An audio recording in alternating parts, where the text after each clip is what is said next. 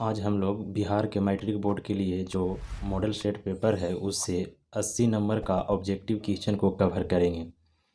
इस 80 नंबर में से आपको पास के लिए 40 नंबर बनाना है।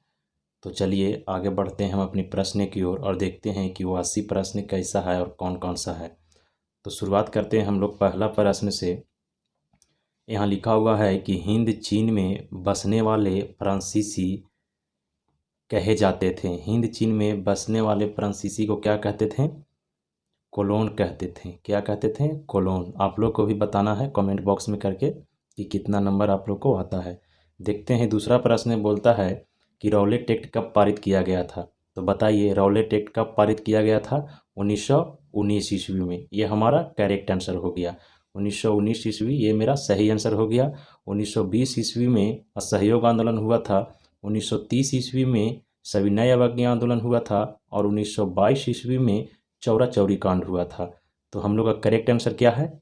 ए 1919। आगे चलते हैं, देखते हैं जलियांवाला बाग हत्याकांड के विरोध में किसने अपनी नाइट की उपाधि त्याग दिया था।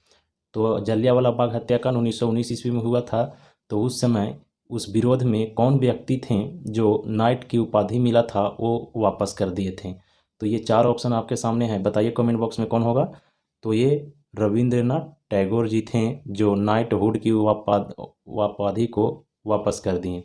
और महात्मा गांधी को कैसर हिंद की उपाधि से नवाजा गया था। अगला देखते हैं 4 नंबर क्वेश्चन। जर्मनी के एकीकरण में किसकी भूमिका महत्वपूर्ण थी। तो बताइए जर्मनी के एकीकरण में किसकी भूमिका महत्वपूर्ण थी। तो ये हो जाएगा सही आंसर बिस्मार्क। कौन हो जाएगा? बिस्मार्क। बिस्मार्क का इसमें बहुत बड़ा योगदान था।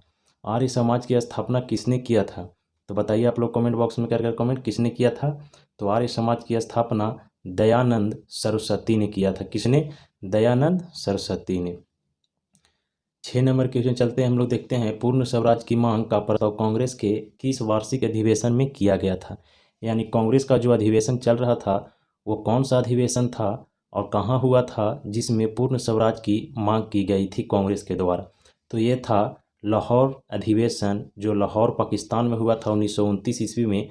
उसी समय पूर्ण स्वराज की मांग का प्रस्ताव कांग्रेस ने किया था। देखते हैं 7 नंबर क्वेश्चन क्या कहता है कि भारत में सूती वस्त्र की प्रथम मिल खोली गई। यानी भारत में सूती वस्त्र की प्रथम मिल किस शहर में लगाई गई थी। बताइए कमेंट बॉक्स में कमेंट कर किस में लगाई गई थी। तो ये आंसर हो जाएगा आपका बम्बई। ये बी नंबर सही होगा। 8 नंबर क्वेश्चन को देखते हैं हम लोग। अखिल भारतीय ट्रेड यूनियन कांग्रेस के प्रथम अध्यक्ष कौन थे। क्या कहता है? अखिल भारतीय ट्रेड यूनियन का प्रथम अध्यक्ष कौन थे। तो कौन थे बताइए कमेंट बॉक्स में कर ये थे लाला लाजपत राय। बी नंबर सही आंसर होगा इसका। आगे देखते हैं 9 नंबर क्वेश्चन। हिंद चीन क्षेत्र में अंतिम युद्ध की समाप्ति के समय अमेरिका के राष्ट्रपति कौन थे। पूछा जा रहा है कि हिंद चीन क्षेत्र में जब अंतिम युद्ध की समाप्ति हुआ था उस समय अमेरिका के प्रेसिडेंट कौन थे। तो कौन थे बताइए। तो ये थे निक्सन। कौन थे? निक्सन। इसका सही आंसर हो जाएगा ऑप्शन नंबर बी। देखते हैं 10 नंबर क्वेश्चन क्या कहता है। कहता है कि विक्टर एमेनुअल ने किसे प्रधानमंत्री नियुक्त किया था। विक्टर एमेनुअल ने किसे प्रधानमंत्री नियुक्त किया था। बताइए कमेंट बॉक्स में कमेंट कर किसने किया था। तो इसका सही आंसर हो जाएगा काउंट काबूर। ये सी नंबर करेक्ट आंसर हो जाएगा। आगे देखते हैं 11 नंबर क्वेश्चन क्या कहता है कि रक्त और लौह की नीति का अवलंबन किसने किया। यानी रक्त और लौह की नीति किसने अपनाया था ये पूछा जा रहा है। तो ये बहुत ही इंपॉर्टेंट क्वेश्चन है और अक्सर एग्जामों में पूछ लिया जाता है। यहाँ तक कि ये कंपटीशन की भी एग्जामों में फाइट करता है ऐसा प्रश्न। तो आपका भी एग्जाम के लिए बहुत ही ज़बरदस्त क्वेश्चन है, इसे आप याद रखें। तो किसने किया था। तो ये किया था बिस्मार्क ने। किसने? बिस्मार्क ने। आगे देखते हैं 12 नंबर क्वेश्चन क्या कहता है। 12 नंबर क्वेश्चन कहता है कि नई आर्थिक नीति यानी NEP कब लागू किया गया था। तो बताइए कमेंट बॉक्स में कमेंट कर कब किया गया था। तो इसका सही आंसर होगा NEP यानी किया गया था ये 1921 ईस्वी। ऑप्शन नंबर सी सही होगा इसका सही आंसर। देखते हैं 13 नंबर क्वेश्चन। 13 नंबर क्वेश्चन क्या कहता है, इंडियन स्टैट्यूटरी कमीशन का अन्य नाम क्या था। यानी इंडियन स्टैट्यूटरी कमीशन का अन्य नाम क्या था, तो बताइए क्या था इसका अन्य नाम। तो इसका अन्य नाम साइमन कमीशन था। क्या था, Simon commission. Option number B इसका सही आंसर हो जाएगा। आगे देखते हैं 14 नंबर क्वेश्चन क्या कहता है, महात्मा गांधी ने किस समाचार पत्र का संपादन किए थे। महात्मा गांधी द्वारा छापा गया पत्र का नाम क्या था, बताइए क्या था, young India. Option number B इसका सही आंसर हो जाएगा। आगे देखते हैं गुटेनबर्ग ने सर्वप्रथम किस पुस्तक की छपाई की थी। यानी गुटेनबर्ग ने ये किस पुस्तक की सबसे पहली बार छपाई की थी। तो ऑप्शन आपको इस टाइप पर है, बताइए इसका सही आंसर होगा क्या, सी। क्या था, बाइबल। बाइबल इसका सही आंसर होगा। अब हम लोग 16 नंबर क्वेश्चन की ओर चलते हैं। 16 नंबर क्वेश्चन कहता है, अशोक का जो अभिलेख है वो किस लिपि में है। यानी किस लिपि में वो लिखा गया है, इसी को बताना है। जो अशोक महान सम्राट था उसका जो अभिलेख है वो किस लिपि में लिखा गया है, बताइए आप लोग। ये 4 ऑप्शन है, आप लोग यहाँ देख सकते हैं। तो पहला आंसर हो जाएगा इसका बारहवीं लिपि, ये करेक्ट आंसर हो जाएगा। करेक्ट आंसर हो जाएगा ये वाला। 17 नंबर क्वेश्चन देखते हैं हम लोग क्या कहता है कि बंगाल विभाजन कब वापस लिया गया। इसे समझने वाली क्वेश्चन, इसमें 2 तरह से क्वेश्चन पूछा जाता है जो अक्सर स्टूडेंट लोग फंस जाते हैं ये क्वेश्चन में। बोला जा रहा है आपसे कि बंगाल विभाजन कब वापस लिया गया था। तो कब वापस लिया गया था, तो इसका करेक्ट आंसर होगा 1911। ये कब वापस यानी कब बंगाल विभाजन किया गया था, ये क्वेश्चन रहता तो इसका करेक्ट आंसर होता 1905 ईस्वी। लेकिन यहाँ पूछा जा रहा है कि बंगाल विभाजन कब वापस लिया गया, तो इसका सही आंसर हो जाएगा 1911 ईस्वी, यानी सी नंबर सही हो जाएगा। आगे देखते हैं 18 नंबर क्वेश्चन क्या कहता है कि रूस में कब दासत्ववाद समाप्त किया गया। यानी दास प्रथा कब समाप्त किया गया, तो बताइए आप लोग कमेंट बॉक्स में कमेंट कर कब किया गया था। तो इसका correct answer A number option होगा 1861 ईस्वी में दासत्व योजना को समाप्त कर दिया गया था। आगे देखते हैं 19 नंबर क्वेश्चन क्या कहता है। ये कहता है किस सम्मेलन में 1 मई को जो मजदूर दिवस मनाने का निर्णय लिया गया था वो किस सम्मेलन में किया गया था। प्रथम अंतर्राष्ट्रीय सम्मेलन, द्वितीय अंतर्राष्ट्रीय सम्मेलन, या क्योटो सम्मेलन, या ब्रेटन वुड्स सम्मेलन। तो सही जवाब इसका क्या होगा, इसका सही जवाब ऑप्शन नंबर बी होगा। द्वितीय अंतर्राष्ट्रीय सम्मेलन में 1 मई को मजदूर दिवस मनाने का निर्णय लिया गया था। आगे देखते हैं कि हो ची मिन की सरकार थी।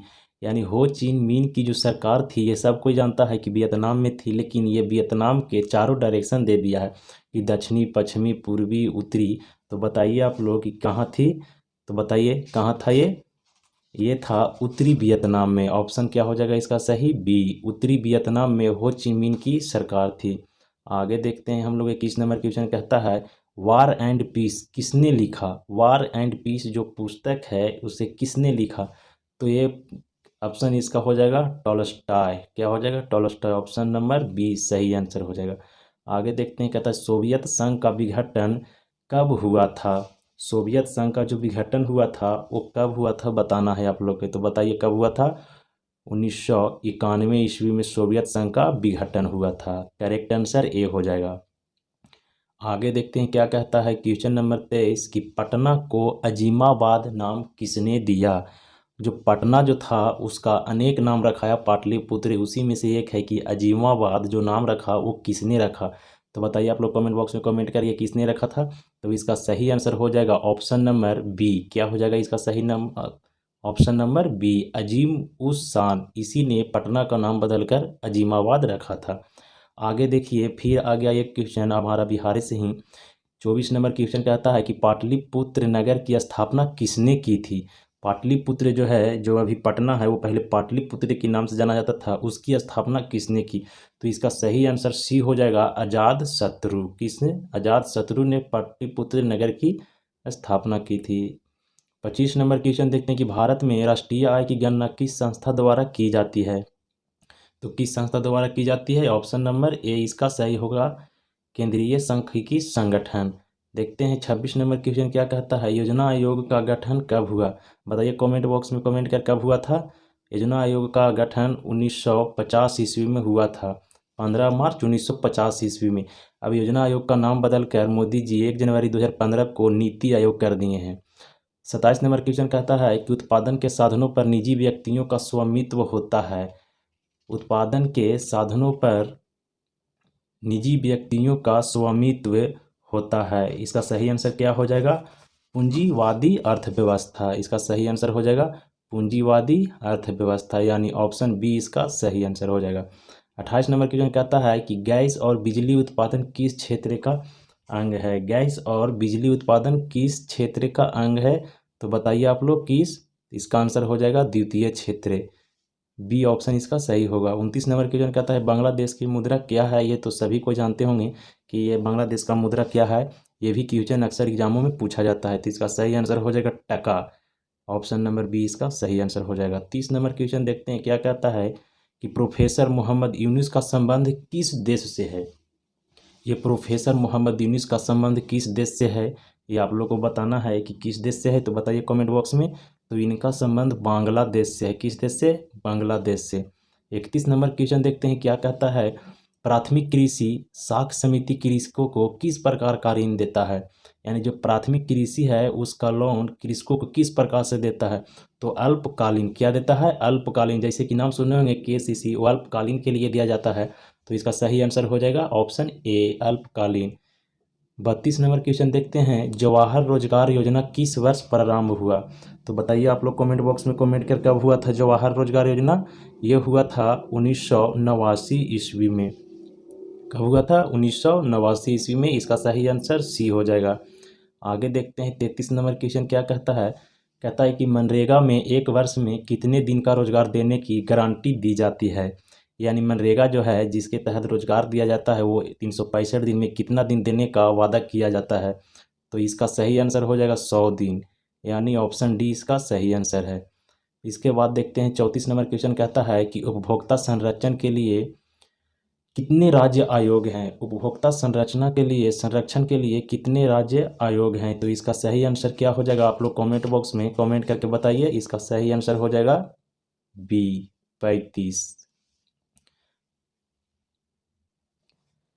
आगे देखते हैं हम लोग प्रोफेसर पीसी महालनोबिस की अध्यक्षता में किस समिति का गठन किया गया था? प्रोफेसर पीसी महालनोबिस के संबंध में अध्यक्षता में किस समिति का किया गया था? तो राष्ट्रीय आय समिति का। किसका? राष्ट्रीय आय समिति का। इसका करेक्ट आंसर हो जाएगा राष्ट्रीय आय समिति। आगे देखते हैं 36 नंबर प्रश्न कहता है उपभोक्ता व्यय और बचत का योग कहलाता है। उपभोक्ता व्यय और बचत को योग को क्या कहते हैं हम लोग? आय कहते हैं। ऑप्शन बी इसका सही आंसर है। आगे देखते हैं निम्नलिखित में कौन आर्थिक क्रिया का चक्रीय प्रवाह है? निम्नलिखित में कौन आर्थिक क्रिया का चक्रीय है? तो इनमें से क्या हो जाएगा आंसर? ये भी है, उत्पादन भी है, व्यय भी होगा, आय भी होगा। तो इसका सही आंसर हो जाएगा इनमें से सभी, ऑप्शन नंबर डी। आगे देखते हैं भारत में सर्वप्रथम राष्ट्रीय आय का अनुमान कब लगाया गया था? बताइए, बहुत इंपॉर्टेंट क्वेश्चन है ये। भारत में प्रथम बार राष्ट्रीय आय का अनुमान कब लगाया गया था? तो बताइए इसका सही आंसर क्या होगा? इसका सही आंसर होगा 1868 ईस्वी, यानी ऑप्शन बी इसका सही आंसर हो जाएगा। आगे देखते हैं 39 नंबर क्वेश्चन बोलता है निम्नलिखित में से कौन सहकारिता का मूलभूत तत्व नहीं है? तो इसका सही आंसर आपको क्या होगा? बताइए आप लोग, निम्नलिखित में से कौन सहकारिता का मूलभूत तत्व नहीं है? तो ये क्या हो जाएगा? अनिवार्य सदस्यता। क्या हो जाएगा? अनिवार्य सदस्यता। ऑप्शन नंबर ए इसका सही आंसर होगा। आगे देखते हैं इनमें से कौन गैर आर्थिक आधारित संरचना है? इसमें से आप लोग को बताना है कि कौन गैर आर्थिक संरचना है। तो बताइए ये क्या हो जाएगा इसका करेक्ट आंसर? इसका करेक्ट आंसर हो जाएगा स्वास्थ्य। क्या हो जाएगा इसका करेक्ट आंसर? स्वास्थ्य। ऑप्शन नंबर सी इसका सही आंसर हो जाएगा।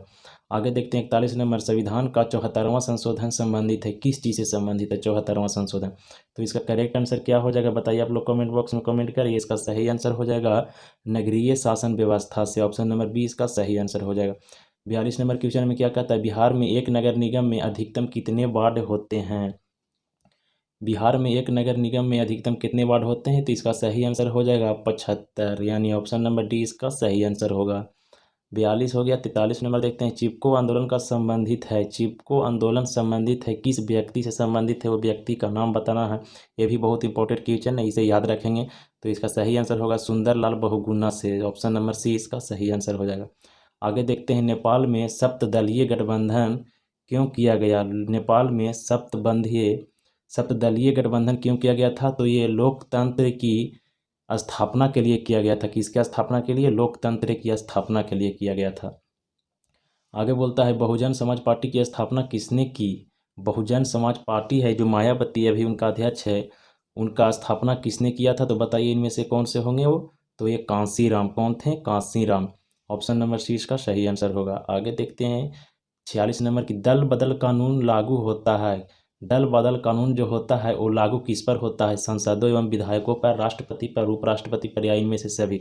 तो आप लोग पढ़े होंगे तो बताइए, तो ये कानून किस पर लागू होता है? इसका सही आंसर हो जाएगा ऑप्शन नंबर ए, सांसदों एवं विधायकों पर।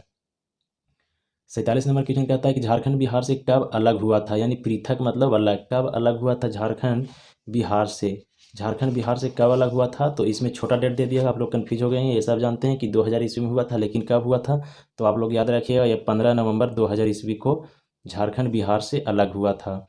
देखते हैं 48 नंबर क्वेश्चन, इनमें से कौन संघीय प्रणाली की विशेषता नहीं है? तो बताइए इनमें से कौन संघीय प्रणाली की विशेषता नहीं है? तो इसका सही आंसर क्या हो जाएगा? इकहरी शासन व्यवस्था। ऑप्शन नंबर 20 का सही आंसर हो जाएगा। 49 नंबर क्वेश्चन देखते हैं कि लोकसभा में चुने हुए सदस्यों की संख्या कितनी होती है? लोकसभा में चुने हुए सदस्यों की संख्या कितनी होती है? तो इसका सही आंसर हो जाएगा क्या? आप लोग बताइए। लोकसभा में चुने हुए सदस्य की संख्या 543, जबकि टोटल होता है 545, जिसमें से 2 राष्ट्रपति मनोनीत करते हैं, ये आप लोग जानते होंगे। 50 नंबर क्वेश्चन कहता है पूर्व में बांग्लादेश जाना जाता था। पूर्व में बांग्लादेश जाना जाता था, किस नाम से जाना जाता था? कौन सा पाकिस्तान? तो इसका सही आंसर हो जाएगा पूर्वी पाकिस्तान। आगे देखते हैं वेस्ट इंडीज संघ की स्थापना कब की गई थी? तो बताइए आप लोग वेस्ट इंडीज संघ की स्थापना कब की गई थी? तो इसका करेक्ट आंसर हो जाएगा 1958 ईस्वी। Option number D. आगे देखते हैं इंडिका के लेखक। इंडिका एक पुस्तक है, इसका लेखक कौन है ये बताना है आप लोग को। तो इसका सही आंसर हो जाएगा Megasthenes. Option number C. 53 number question क्या कहता है देखते हैं कि विश्व का सबसे बड़ा लोकतांत्रिक देश कौन है? आप लोग बताइए। ये बहुत बढ़िया क्वेश्चन है। विश्व का सबसे बड़ा लोकतांत्रिक देश कौन है? तो ये हमारा सोने की चिड़िया कहे जाने वाले क्या है? भारत। तो इसका सही आंसर क्या हो जाएगा? भारत। ऑप्शन बी इसका सही आंसर हो जाएगा। 54 नंबर क्वेश्चन कहता है आंग सान सूकी किस देश के नागरिक हैं? आंग सान सूकी जो है वो किस देश के नागरिक हैं? बताइए आप लोग कमेंट बॉक्स में कमेंट कर जल्दी बताइए कहाँ के थे वो? तो ये थे म्यांमार के। कहाँ के? म्यांमार। ऑप्शन सी इसका करेक्ट आंसर है। 55 नंबर क्या कहता है क्षेत्रवाद की भावना का कुपरिणाम क्या है? क्षेत्रवाद की भावना जो जागता है उसका कुपरिणाम क्या है? तो इसका सही आंसर क्या होगा? अलगावाद। ऑप्शन नंबर डी इसका सही आंसर होगा। 56 में क्या कहता है कि दुधवा राष्ट्रीय उद्यान कहाँ है? दुधवा राष्ट्रीय उद्यान जो पार्क है वो किस राज्य में है? वो आप लोग से पूछा जा रहा है, तो बताइए आप लोग जानते हैं तो इसका सही आंसर हो जाएगा उत्तर प्रदेश। ये उत्तर प्रदेश यूपी में पड़ता है। ऑप्शन डी इसका सही आंसर हो जाएगा। आगे देखते हैं कि भारत की प्रथम राष्ट्रीय जल नीति कब अपनाई गई थी? भारत की प्रथम ये कब अपनाई गई थी? तो बता दें आप लोग को कि ये सितंबर 1987 ईस्वी में भारत की प्रथम राष्ट्रीय जल नीति अपनाई गई थी। इसका सही आंसर बी हो गया। 58 नंबर देखते हैं कि विश्व में सर्वाधिक वनावरण वाला देश कौन सा है? यानी विश्व में सबसे ज़्यादा वन किस देश में है? तो इसका सही आंसर क्या हो जाएगा? आप लोग बताइए कमेंट बॉक्स में कमेंट कर। इसका सही आंसर हो जाएगा रूस, यानी जिसको रसिया बोलते हैं। आगे देखते हैं कि किस मृदा में ह्यूमरस की मात्रा नगण्य होती है? किस में? आप लोग को बताना ह्यूमरस की मात्रा नगण्य होती है। तो ये कि कौन सी मिट्टी हो जाएगी? आप लोग बताइए कमेंट करके। तो ये सही आंसर इसका क्या हो जाएगा? लेटेराइट मिट्टी। आगे देखते हैं हम लोग 60 नंबर क्वेश्चन की भारत का सबसे बड़ा खनिज तेल उत्पादन क्षेत्र कौन सा है? भारत का सबसे बड़ा खनिज तेल उत्पादन कौन सा क्षेत्र है ये बताना है आप लोग को। तो बताइए ये कौन सा है? तो ये हो जाएगा इसका सही answer option number A Digboi, जो असम में पड़ता है। 61 नंबर बताना है कि इनमें से कौन रोपण फसल नहीं है? तो इसमें से कौन रोपण फसल नहीं है वो सभी बताना है। तो सभी रोपण फसल हैं। इसका सही आंसर हो जाएगा क्या? इनमें से सभी। क्या हो जाएगा? इनमें से सभी। आगे देखते हैं कि 62 नंबर क्वेश्चन कहता है जीवन रेखा रेल कब चलाई गई थी? जीवन रेखा जो रेल है वो कब चलाई गई थी? तो कब चलाई गई थी? 1991 ईस्वी में। इसका सही आंसर ऑप्शन नंबर बी। 62 हो गया। 63 नंबर देखते हैं कांवर झील कहाँ है?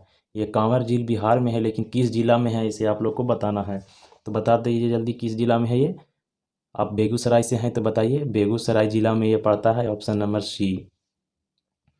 64 नंबर बोलता है किस राज्य में संयुक्त वन प्रबंधन का पहला प्रस्ताव पारित किया गया था। कौन सा राज्य है भारत का जहां संयुक्त वन का पहला प्रस्ताव पारित किया गया था। इसका सही आंसर क्या हो जाएगा, उड़ीसा। इसका सही आंसर उड़ीसा हो जाएगा, ऑप्शन नंबर डी।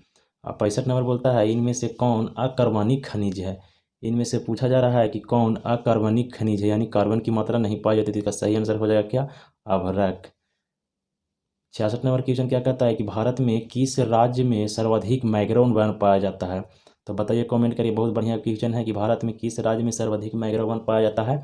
तो इसका सही आंसर क्या हो जाएगा, इसका सही आंसर हो जाएगा पश्चिम बंगाल यानी west Bengal, option number B. आगे देखते हैं हम लोग 67 नंबर क्वेश्चन कहता है कि कौन कोयला घटिया किस्म का होता है। जो कोयला 4 प्रकार का होता है वो दिया हुआ है, एंथ्रासाइट, बिटुमिनस, लिग्नाइट और पीट। तो बताइए इसमें से कौन सा जो खराब किस्म का होता है। तो यह आंसर इसका हो जाएगा पीट, यानी ऑप्शन नंबर डी इसका सही आंसर है। 68 नंबर क्वेश्चन क्या कहता है कि भारत में चाय की कृषि कहाँ शुरू हुई थी। कहाँ शुरू हुई थी भारत में सबसे पहला बार चाय की कृषि। तो आप लोग बताइए, जानते हैं तो यह भी बहुत बढ़िया क्वेश्चन है। तो कहाँ हुआ था ये, तो बताइए। तो ये हुआ था असम में। कहाँ, असम में, ऑप्शन नंबर सी इसका सही आंसर है। 69 नंबर क्वेश्चन क्या कहता है कि पाइराइट किस प्रकार का खनिज है। पाइराइट जो है इसे किस प्रकार का खनिज है। तो ये क्या है, ये धात्विक हो जाएगा। क्या हो जाएगा, ये धात्विक हो जाएगा। कैसा खनिज है, धात्विक खनिज है। 70 नंबर क्वेश्चन क्या कहता है भारत का पहला परमाणु शक्ति संयंत्र कौन सा है। ये 4 ऑप्शन दिया हो, ये सभी के सभी परमाणु शक्ति संयंत्र है, लेकिन सबसे पहला पूछा है तो पहला सबसे पहला कौन हो जाएगा। तो सबसे पहला बताइए कमेंट बॉक्स में। तो इसका सही आंसर क्या हो जाएगा, Tarapur, option number A. 71 number question कहता है कोडरमा का संबंध किस खनिज से है, यानी कोडरमा में सबसे ज़्यादा क्या उत्पादन होता है, क्या निकलता है वहाँ के पहाड़ियों में से। तो आप लोग को बताना है इसका सही आंसर क्या हो जाएगा। तो इसका कोडरमा का बहुत फेमस है अभ्रक, ऑप्शन नंबर ए इसका सही आंसर हो जाएगा। 72 नंबर क्वेश्चन कहता है किस देश ने ओपेक की सदस्यता त्याग दी। कौन सा देश है जो ओपेक का सदस्य नहीं है, वो सदस्यता क्या की, त्याग दिया। तो इसका सही आंसर क्या हो जाएगा, आप लोग बताइए। तो इसका सही आंसर हो जाएगा कतर, ऑप्शन नंबर डी इसका सही आंसर हो जाएगा। 73 नंबर क्वेश्चन कहता है इनमें कौन जूट का अग्रणी उत्पादक है, यानी जूट सबसे ज़्यादा उत्पादन करता है वो कौन सा देश है, आप लोग को ये बताना है। तो बताइए ये कौन सा देश है। तो ये हमारा देश भारत है, ऑप्शन नंबर ए इसका सही आंसर हो जाएगा। 74 नंबर क्वेश्चन कहता है कि आसवन बांध किस नदी पर बनाई गई है। आसवन बांध जो है वो किस नदी पर बनाई गई है। इसमें से 2 नदी भारत की है और बाकी 2 नदी फॉरेन कंट्री के हैं। इसमें से बताना है आप लोग को। तो आसवन बांध बता दें कि नील नदी पर बनाई गई है, जो ऑप्शन नंबर सी इसका सही आंसर है। 75 नंबर क्वेश्चन देखते हैं हम लोग इनमें से कौन प्राकृतिक आपदा नहीं है। तो बताइए इनमें से कौन प्राकृतिक आपदा नहीं है, कमेंट करके जल्दी बताइए क्या होगा इसका सही आंसर। इसका सही आंसर हो जाएगा आतंकवाद। क्या हो जाएगा, आतंकवाद इसका सही answer, option number D. 76 number question कहता है विनाशकारी भूकंप से बिहार किस वर्ष प्रभावित हुआ। बहुत ही एक दुखद घटना थी जो भूकंप हुआ था प्रकृति के द्वारा। ये कब हुआ था, विनाशकारी भूकंप से बिहार किस वर्ष प्रभावित हुआ था। तो बताइए जल्दी। ये इसका सही आंसर हो जाएगा ऑप्शन नंबर डी 1934 ईस्वी में। आगे देखते हैं 77 नंबर क्वेश्चन क्या कहता है कि बाढ़ के समय कौन सा स्थान सुरक्षित होता है। जब बाढ़ आए तो लोगों को कहाँ जाना चाहिए। तो इसका सही आंसर क्या होगा, आप लोग बता दीजिए। इसका सही आंसर होगा ऊंची भूमि, ऑप्शन नंबर ए इसका सही आंसर हो जाएगा। 78 नंबर क्वेश्चन कहता है भूस्खलन से अभिप्राय, यानी भूस्खलन से क्या होता है। मलबों का खिसकना होता है, चट्टानों का गिरना होता है और चट्टानों का खिसकना होता है। तो आप देख सकते हैं कि जब भूस्खलन होता है पहाड़ियों पर तो क्या होता है, ये सभी चीज़ होता है। तो इसका सही आंसर क्या हो जाएगा, इसका सही आंसर इनमें से सभी, ऑप्शन नंबर डी इसका सही आंसर हो जाएगा। अब देख लेते हैं हम लोग क्या 79 नंबर क्वेश्चन क्या कहता है। कहता है आकस्मिक प्रबंधन का प्रमुख घटक है, यानी अचानक होने वाले प्रबंधन का क्या घटक है, प्रमुख घटक है कौन कौन। तो पहला स्थानीय प्रशासन, स्वयंसेवी संगठन, स्थानीय लोग। तो इसका भी क्या आंसर हो जाएगा, ये में से सभी हो जाएगा, ऑप्शन नंबर डी इसका सही आंसर हो गया। आगे देखते हैं 80 नंबर क्वेश्चन कहता है, ये लास्ट क्वेश्चन है हम लोग का ऑब्जेक्टिव का। ये क्या कहता है, कहता है भूकंप प्रभावित क्षेत्रों में भवनों की आकृति कैसी होनी चाहिए। जहाँ भूकंप की अधिकतर चांस बना हुआ रहता है वहाँ लोगों को मकान या भवन कैसा बनाना चाहिए। तो इसका सही आंसर क्या हो जाएगा, इसका सही आंसर हो जाएगा आयताकार। तो बच्चों हम अभी 80 नंबर का ऑब्जेक्टिव क्वेश्चन को पूरा कर लिए हैं आपके सामने। अब ये देख सकते हैं आप, इसे पूरा वीडियो को देख लीजिए और उसके बाद ये वीडियो से आपको कुछ जानकारियाँ मिला होगा तो चैनल को सब्सक्राइब कर लीजिएगा और बेल आइकन वाले प्रेस को जरूर दबा दीजिएगा, ताकि जब भी आपके लिए कोई अच्छा प्रश्न या कोई भी सिलेबस के बारे में टॉपिक पर बात करें तो नोटिफिकेशन आप तक सबसे पहले जाए। जय हिंद, जय भारत।